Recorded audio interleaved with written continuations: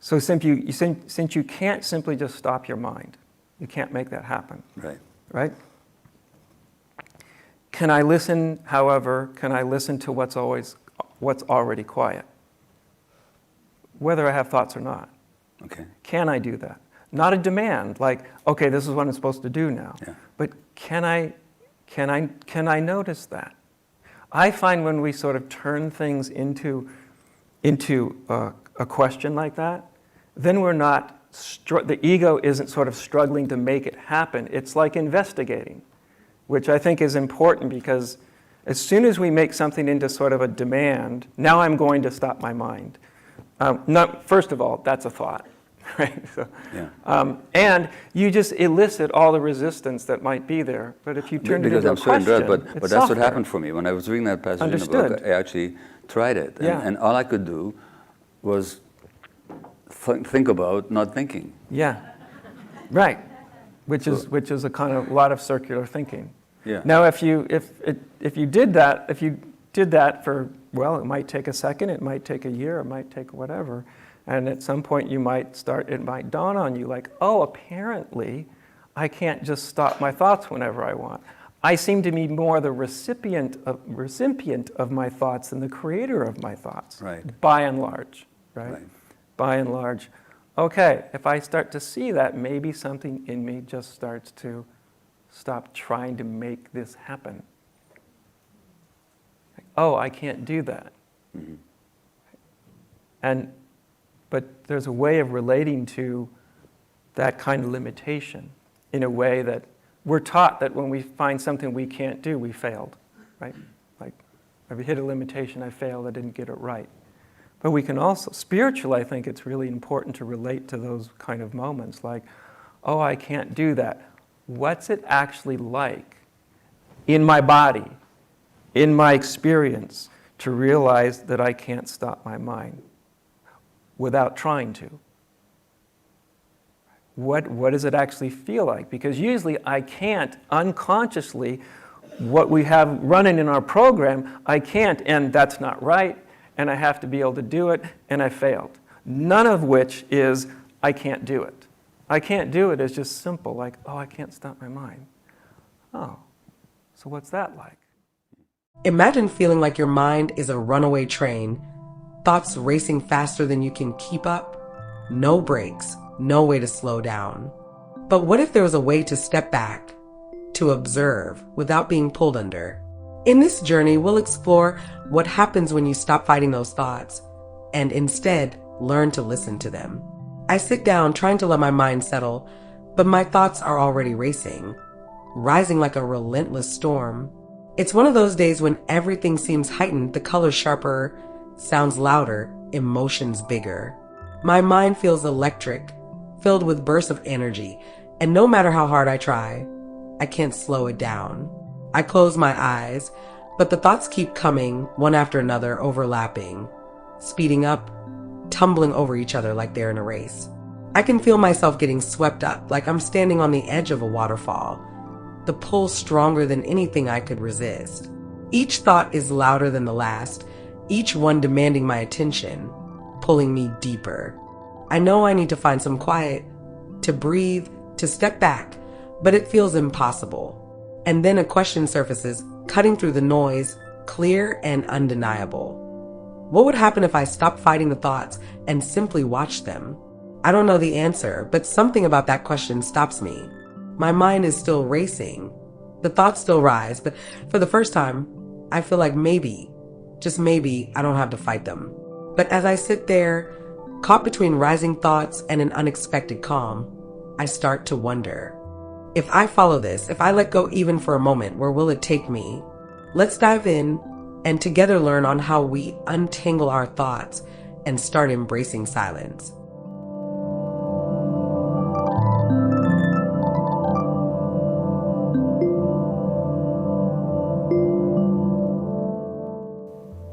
So since you can't simply just stop your mind, you can't make that happen. Right. Right? I can't do it is just simple, like, oh, I can't stop my mind. Oh, so what's that like? How does that feel? And the interesting thing is when you let yourself feel that sort of wall, that limitation, your mind often becomes quieter. And it's not a mystery that it becomes quiet. It becomes quieter because anytime we align with the truth, we have a more seamless experience of being. We're in less conflict with ourselves. And we always think the truths are supposed to be truths that I want to know. Like, who wants to know I can't control my own thoughts? Right? But if we let ourselves, that's a truth, if we let ourselves know that truth, it's amazing how our experience becomes more harmonious, right? Because we're simply coming into closer harmony with the actuality of our experience. Right? So you have my sympathy. Number one, I could easily see how you could, take that little piece, right? What I was trying to do was when I usually create it almost as like an imagination. Yeah. If you could stop your thoughts for 5 seconds, and even if you kind of imagine it, like if my thoughts just kind of stop for 5 seconds. What would I lose in those 5 seconds? Of course, what I could also do with it is, say in this conversation, ask who's the one in me that even wants to argue about it? Like, That's the deeper question. yeah. Yeah. Rather than just open to it. Right. Yeah. That's the deeper question. That's the most fundamental question. When somebody gets hooked on that kind of question, then I start to salivate like a dog. All right, now we're getting right. somewhere.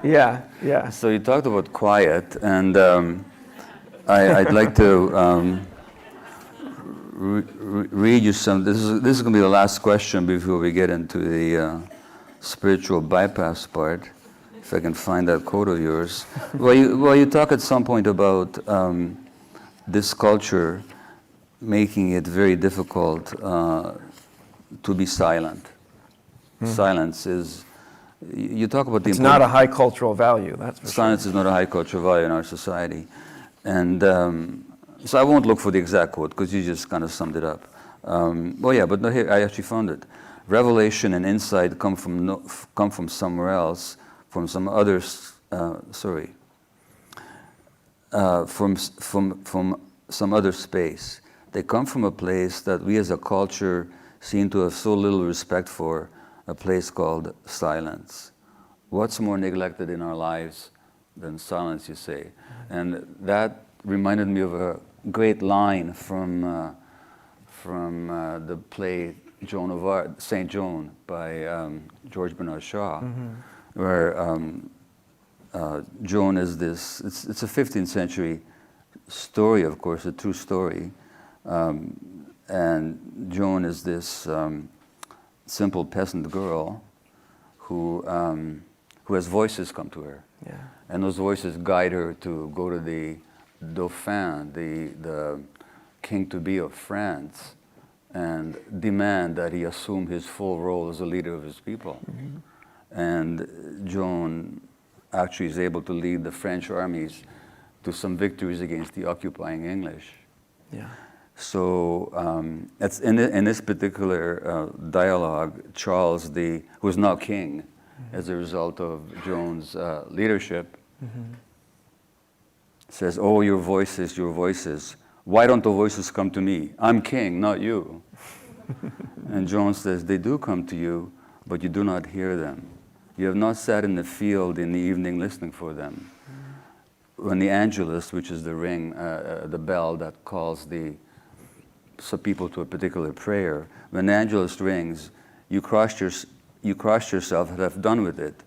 But if you prayed from your heart and listened to the thrilling of the bells in the air after they stop ringing, you would hear the voices as well as I do. It's beautiful. Yeah. It's beautiful. So talk to us about silence.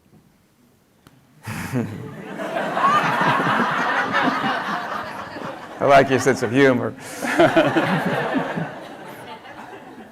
There's something surprising about silence when you really lean into it, right? In our culture, silence feels kind of undervalued. We're wired to keep moving, keep adding things as if every moment has to be filled with something new. But I think what's powerful about silence is how it's actually the opposite. It's this open space that lets you listen not just to the outside world, but to what's inside too. The thoughts, the emotions, everything we usually drown out. I used to think silence was just empty, maybe even pointless.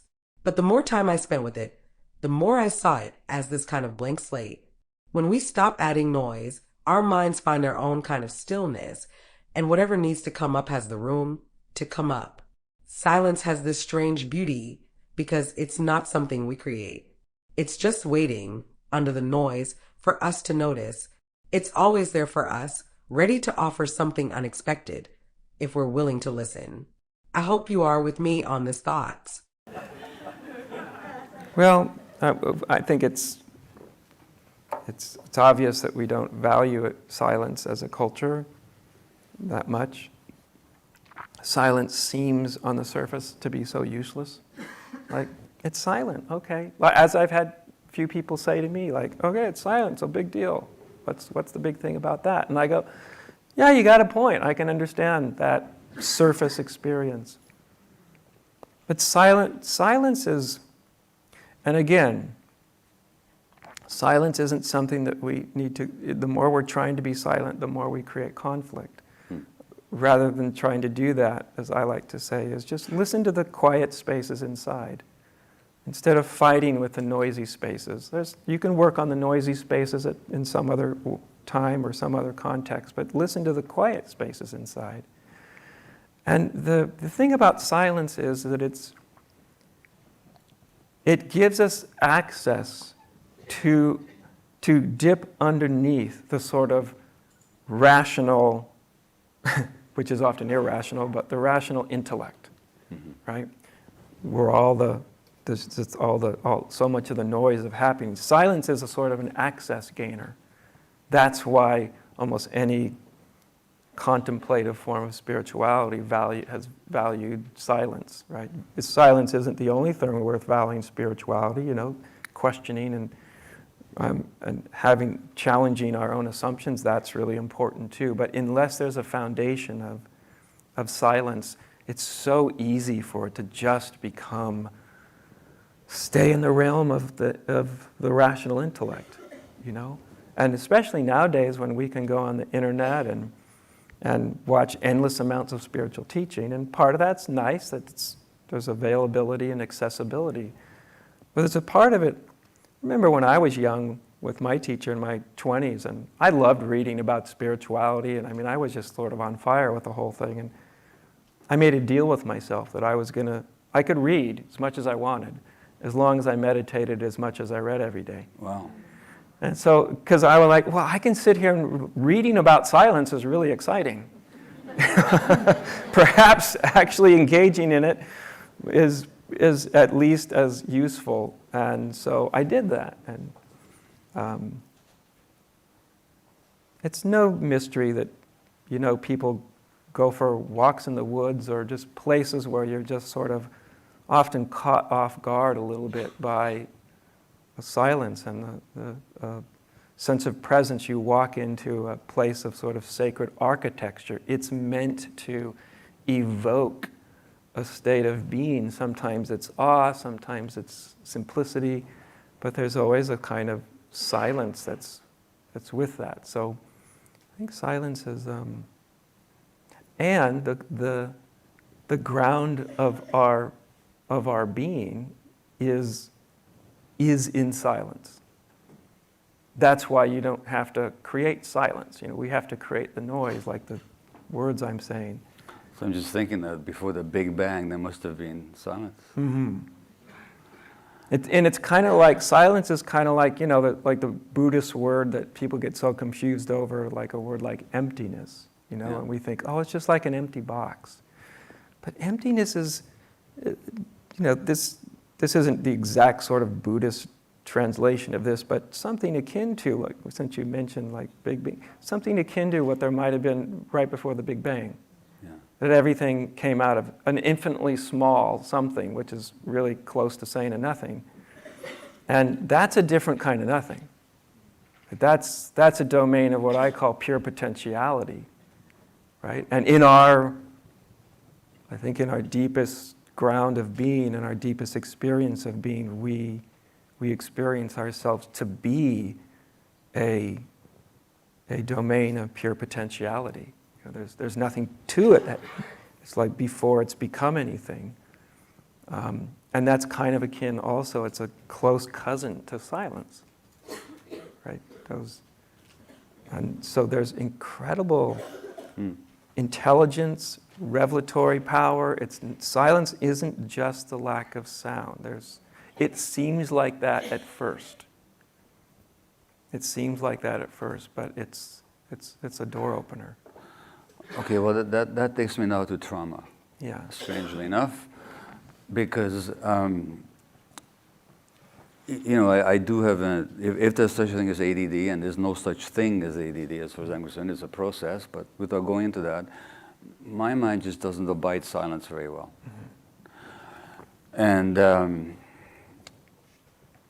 I related to the fact that when my brain and mind were being formed, in my earliest moments, even before birth, but especially afterwards, there's a lot of terrible stuff happening around me. Yeah. And not to be present to it was a natural way of coping.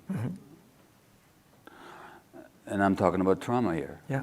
And in this workshop of 100 people that I'm facilitating, and not just in a workshop, but everywhere I go, doesn't matter what work I do, and as a physician, I just found that trauma, in the way I define it, was the underlying dynamic beneath every kind of illness, mental illness, physical illness. I'm not going to try and make that case for you right now, but that's what I found, and a lot of research tends in the same direction. And then you told me yourself, to my delight really, but to my surprise at the same time, that in your workshops, your retreats and so on, you find a lot of people have been, you said 80% or something? You use some, anyway, that you find trauma coming up all the time. All the time. Now, the interesting thing is, and that surprised me, and the reason it surprised me is because in none of the recordings of yours that I've heard, or the recordings of Eckhart Tolle, or recordings of H. Almaas, or any of the great spiritual teachers of our time, does the word trauma, as far as I can tell, ever mentioned as such. Yeah. So I'm curious, first of all, why not? Well, all I can do is speak for myself. Please. So, like I think I shared with you, especially when I do retreats, when people are doing deeper, really deep spiritual work, Right. I mean, some sort of questions about trauma come up on a daily basis. It's rare to get through a day where someone isn't, and I don't mean trauma that's not directly addressed but you think might be there, but I mean just overtly, Right. talked about. Someone brings it up to me. So that's usually when it gets talked about, when I really address it, is usually when someone really brings it up. And there's a reason for that. And I'll say this to people when I talk to them. I've educated myself to some extent on trauma. There's probably, I don't know if any of us get through early childhood totally unscathed. I don't imagine I did either, but I haven't experienced myself certainly to have sort of that more heavy traumas that a lot of people come to me. So number one, from an experiential standpoint, I don't have that expertise. From an educational standpoint, I also know that that's not my area of expertise. I don't want to pretend like it is. I will often say when I'm, especially at retreats and when the subject comes up, that I'll talk to people about how they might be able to be with that while at a retreat, but I will often suggest that people reach out to get some really good, specialized help from people who are experts in this. Okay. To think that your spiritual teacher is going to be an expert in trauma is probably unrealistic. I think it's important for spiritual teachers to be open to addressing it and dealing with it when it comes up, and to probably at least educate themselves in some basic way. I've met lots of people who have come to me and they're talking about some inner experience, and it's just terrifying them. Yeah. And I've learned over time to distinguish between the kind of terror which is this sort of like the ego meeting its existential limitation. That's a kind of terror. People can, when they're ready, they can let go into that. They can surrender into that. But if it's the terror, that's the terror of trauma coming back again. I've met so many people that a spiritual teacher says, just dive in. Yeah. And, well, they tried to dive in and they ended up worse for doing it, Yeah. right? Because that's not what you want to, as far as I know, Yeah. that's not the right direction for that kind of fear. Mm-hmm. So, when someone is like, when I realize, okay, there's some trauma aspect here, I'll suggest that you got to slow the whole thing down, take it in little bites, lots of, I won't go into all the pointers, but try to stay really grounded, connected with your body. If you start to get, overwhelmed, don't think you have to just bull your way through it. That's counterproductive. That's what I mean. Like I have an elementary understanding of it, enough to, I think, to give some useful guidance in those situations. But I'm not an expert, and I don't want to pretend like I'm an expert. I really appreciate that he doesn't claim to be an expert on trauma. There's a real humility there. He's not trying to act like he has all the answers. But what's powerful is that even without being an expert, he makes this really insightful link between trauma and spiritual growth. He acknowledges that trauma needs specific support, but he's also saying it has a place in the journey to enlightenment and deeper self-understanding. Do you share similar thoughts? Comment below and let's hear your take. This kind of talk about spiritual bypass, trauma, and enlightenment really isn't something you hear every day. And for those of us navigating our own beliefs and practices, this could be eye-opening. Share with others who might find it helpful. No, that's fair So enough. I'm not even sure what I would write in a book, Yeah. that I would feel comfortable with. Fair enough, but it's not an argument. I'm just giving you information. No, I'm not taking it that way. Yeah, I'm just, fair enough. yeah. From my point of view, it'd be so refreshing if somebody like you or any of these others that I mentioned could actually just say the word. Yeah. And say, I may not be the one to deal with it, I may not, but I know it's here. Yeah. I know it's affecting many of you. Yeah. That would, to me, be really helpful. Understood. Yeah, okay. Understood. Thank you. Now, if you listen to enough tapes, you're going to hear it. okay. Yeah, it's there. But I got to listen to more tapes. No, don't. No, you don't. Okay. I was going to meditate, but now I'm going to listen to it. No, but I understand what you're saying, and I think your point is well taken. It really is, because it's a bigger issue with more people than I would have ever dreamed with when I started out this stuff. Or me as a physician. I'm sure. Yeah. And it's an important thing to be able to identify, and for people to get some really good skilled help with that. Like just those two things right there are just extremely important. So that then brings me to spiritual bypass and allied to that, trauma in the spiritual world. Yeah. So you mentioned Suzuki Roshi. Mm-hmm. I mentioned Turgyam Trungpa Rinpoche. Suzuki Roshi moved here from Japan, founded the Zen Center in San Francisco. Mm-hmm. And as far as I know, he was clearly a great teacher and with integrity. Mm-hmm. But the man he appointed to be his Dharma heir, his followers, you probably know this, whom I don't need to name, but his name is well known, sexually exploited for years women in their ashram. Chogyam Trungpa Rinpoche, who funded Naropa University and wrote many books of spiritual teaching and steeped in a certain Tibetan tradition, died of alcoholic liver disease and also had a lot of women at his sexual behest. Yeah. The leader of the Shambhala group that Trungpa founded has recently had to resign. Mm-hmm. The most recent leader, the one that Trungpa appointed as his Dharma heir, passed HIV on to his lovers, not telling them that he had HIV. Yep. The current leader of that same group has just had to resign because of sexual improprieties. I once did an 8-day retreat with Sasaki Roshi, not Suzuki Roshi, Yeah. but Sasaki Roshi, Sasaki, yeah. who I think was working at, he was Leonard Cohen's guru, he worked at Mount Shasta, and he just died a few years ago, well over age of 100. But when he was in his 90s, there was a front page article in the New York Times that for decades he'd been groping women.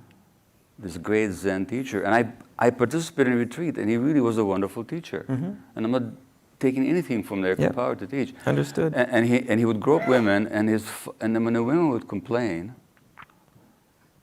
some women would complain, his acolytes, his assistants would say to these women, Buddhism is all about non-attachment. Why are you so attached to your breasts? If he wants to touch your breast, let him touch your breast. What's going on? Well, first of all, there's a damn big problem in spirituality. Yeah. Right? There's a big, big problem. I think that's the first thing that needs to be acknowledged. There's a big, big problem. And there's lots of reasons for that. But I think one of them goes back to the phrase you used to open this last little bit up is spiritual bypassing. I remember reading myself in a book from a Zen teacher that the teachings were basically, I thought, quite sound and good. But when there was a Q&A in the book, and it was asked if Zen meditation is good enough to sort of cure someone of all their psychological, emotional ills. And he said, yes. And when I read that, I was like, that's wrong. Like, the other stuff might have been good in this book, but he's just flat wrong about that one. And I think there's this pervasive, it's through lots of these kind of episodes like you've mentioned, it's slowly starting to change, but not fast enough. But there's this thing, and this goes for not only teachers but anybody, is that, and we touched upon this earlier when we were talking about enlightenment experiences. There's a spiritual line of development, there's human line of development. They do interact with each other, but they are also simultaneously not the same line of development. And you can be very highly developed in spiritual insight and be an emotional child. Right? Maybe you had your own trauma, maybe you just never grew up, maybe becoming a teacher where you were so, had so much adulation was part of what kept you from really growing up. Like, you know what I mean? That kept you in this sort of more infantile state. And I think what we need more, and I think everybody, teachers and students, need to understand this, that these experiences do not confer human perfection upon you. You can still not have your emotional human ego act together at all, even if you have really big, powerful spiritual experiences. I mean real ones, not phony stuff. That can happen, and the part of an unfolding is acknowledging like that. Like I said, that gap between who you are as a human and what you realize. And that's a different, they're intersecting, so they always have to be, we have to encounter both of these domains simultaneously. But I think we have to get over the idea that spiritual insight is a cure for everything, number one. That it's the same as emotional growth. That's not true.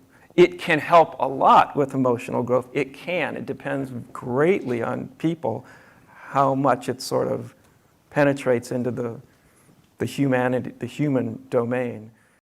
For some people, spirituality is a path that brings grounding and purpose, a sort of compass to navigate life. And while we're all on different paths, maybe with different beliefs, there's something about the essence of spirituality that speaks to everyone, like a call to understand ourselves more deeply. But the challenge comes when spirituality becomes a place to hide, especially when we use it to avoid life's harder truths. That's what's often called spiritual bypassing. True silence, on the other hand, has a way of stripping down those layers, giving us a chance to see beyond the comforts of belief and into the deeper truths we carry. And whether you approach it from a specific faith or just the curiosity to know yourself better, silence gives us that foundation. It lets us see past the noise, past the need to feel good, all the time, and closer to our actual experience. In that sense, silence is like the shared root of all spiritual pursuits. It's not about our specific beliefs, but about letting go of our noise and seeing what's underneath. It's an invitation to meet ourselves as we are, and that can be the start of a truly transformative journey. But so I think for everybody, for teachers and students, like I think we have to be honest about, like, okay, I'm going after spiritual insight, but yeah, you're also going to have to take care of your emotional baggage along the way, unless you want to end up highly developed in one area and highly undeveloped in another area. So that, so these people that I mentioned, they were great teachers, and what they taught seems to me very real. When it comes to Dharma, they can be great, right? Is it possible, though? I'm asking, you know, I don't. I have a suspicion, but I don't know, that if there's this uneven development that you describe, as great teachers they may be, that somehow wouldn't pollute their teaching at the same time. Or could they be doing great pure teaching and then have this other life on the side that doesn't affect their teaching? It's a good question. I'm not sure if I can give a great answer to it. Because I think it is sort of a question. I mean, I think there's enough of a because these two domains of human experience are interacting but also not the same. The fact that they're interacting, to me, would have to tell me that in some way that lack of development is getting into the teaching in some way. You know what I mean? I mean, obviously, you can have people that are very undeveloped emotionally that can give some really great Dharma, but all my intuition tells me that they just can't be separated that much. They can be separated to a great degree, right? It's because it's not true that just because somebody is sort of an emotional infant, and a lot of people get hurt when you're in a position of authority when that happens, it doesn't mean that when they're talking about the Dharma that they may have really great things to say. But I think that's an important thing, like just in spirituality in general, that we don't just measure this whole thing simply by spiritual insight. That we start to measure spiritual insight as part of the picture. It's an essential part of the picture, but the picture is bigger than insight. It's human beings, and it's emotional growth, and it's relational maturity, and it's a lot of things. And I just feel intuitionally that if you're super undeveloped in one way, it's got to affect the Dharma teaching somehow, because they're just not completely Which is why maybe we're unattached. seeing this. Which is why maybe we're seeing this dysfunction now in several generations after Trungpa and his organization. That's right. Well, I'd like to because you can when you're blind to something, you are often blind to see in others. That's right. Right. You just don't acknowledge it. You don't see it. You know.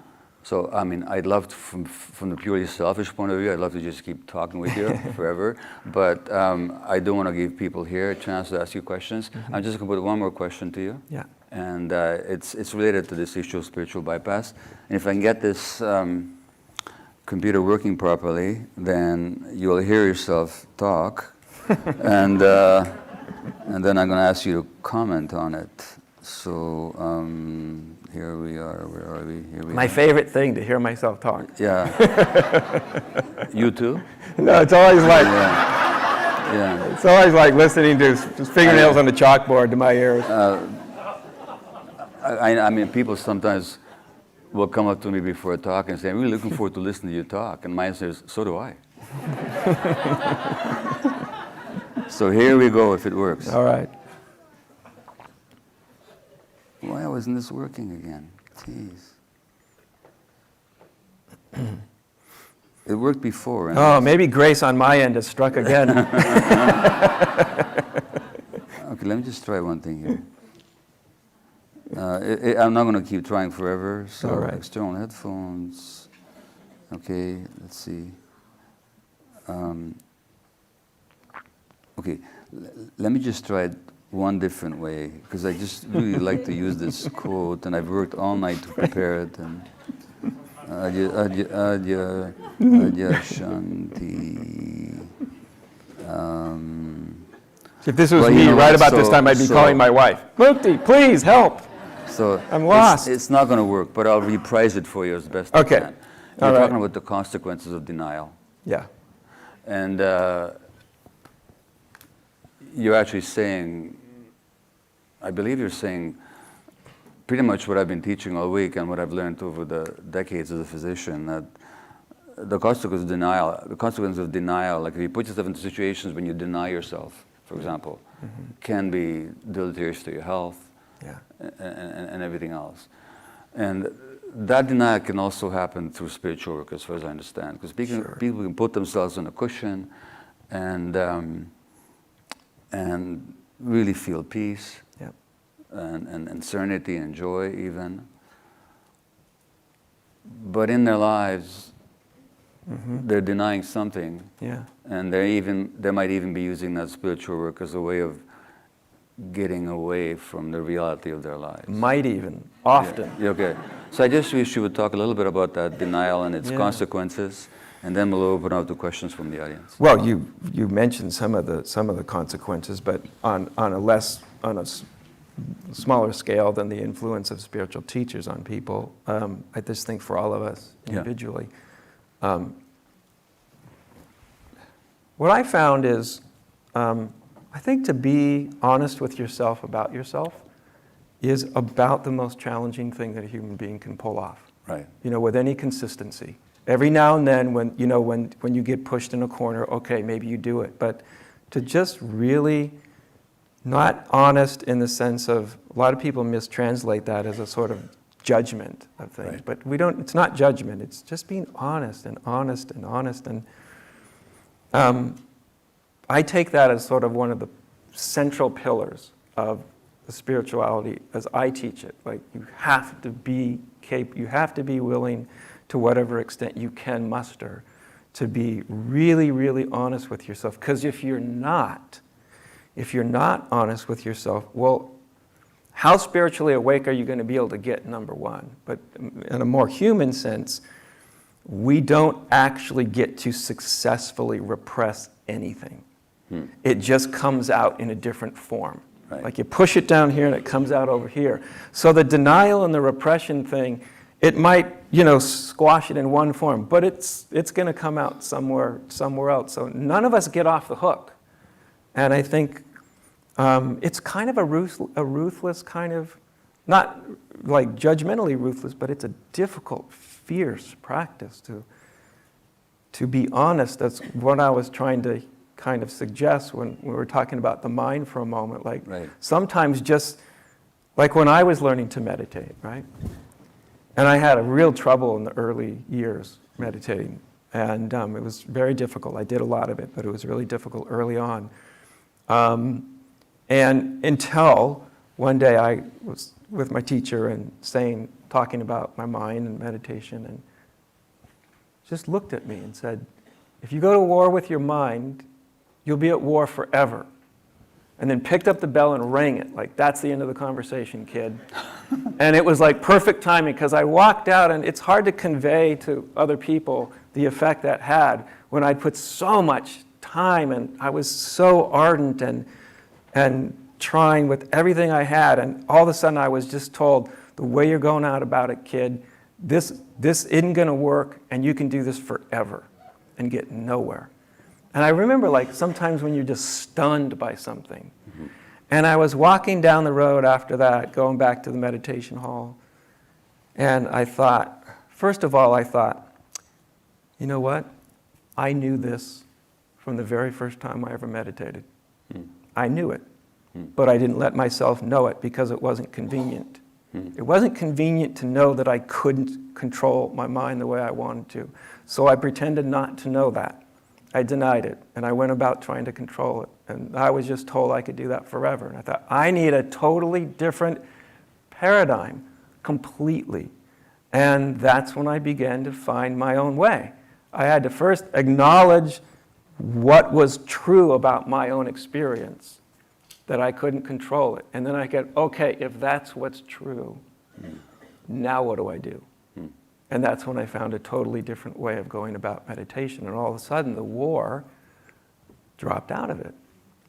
So that's, very specialized. Right. There's emotional denials of piled up infinitely, but I think it's key to emotional work, it's key to spiritual work. There's the phrase used in Inconvenient Truths. Yeah, that's a great one, right? Yeah. Inconvenient truths. And sometimes the most transformative truths are the inconvenient truths. Right. Yeah, we always think truth, it's going to be true because I'm going to feel great about it. Like, not always. Sometimes it's like, oh, God, not that. But then so often, if you can take it in and you stop denying and you reorient around that truth, later you look back and go, wow, that truth, that fierce truth was actually a kind of liberator. There's that famous saying of Jesus that you will know the truth and the truth will liberate you. And I don't know which American president put a twist on it, and he said, the truth will liberate you, but first it'll make you feel terrible. Something like that. It's funny. People expect truth to be this answer they'll want to hear. Something validating, comforting, something that fits their story. But maybe real truth isn't about feeling good. Maybe it's about feeling clear. It's about removing the stuff we add on, the things we cling to, and seeing what's left. And that's not always convenient, right? Sometimes it's even disappointing. But there's a strange relief in it too. I think silence is where we get a real chance to face that truth, to see what's actually there. And maybe that's why we resist it, because it's not something we can control or shape to fit our expectations. But in the end, that's what makes it valuable. Silence gives us that rare chance to just be, to see what's true without needing it to be anything else. And maybe that's the most liberating thing of all. It's something we can carry with us, just knowing that silence and truth are there, waiting anytime we're ready to pause.